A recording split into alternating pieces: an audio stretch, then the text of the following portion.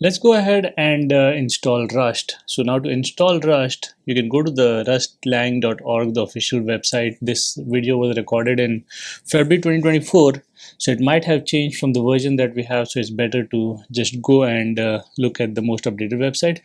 You can click on Get Started. Once you're there, there is an option to try Rust without installing if you want to play around with it. If you follow the course that we are going through, you can go through this video series, or you can use the same thing here without installing on your computer. So this is an easier way to do that. And if you want to install, let's go back and install. So first step it says is take this and go ahead to your terminal and run this code.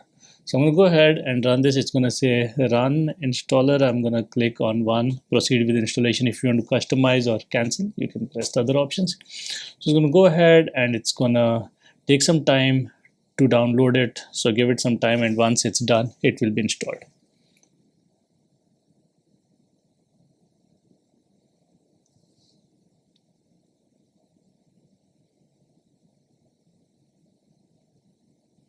So it took like a couple of minutes, and then it says Rust is installed. Depending on your internet speed, it might take more or less.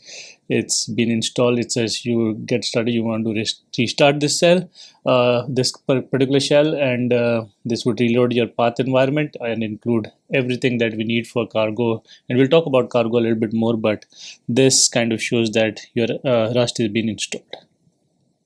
So other than installing Rust, we also need cargo. Now if you look at it, it says that cargo, when you install Rust, you'll also get the latest stable version of Rust build tools and package manager, also known as cargo. Cargo does a lot of things, which is all these things, which you'll probably see when we actually build some applications.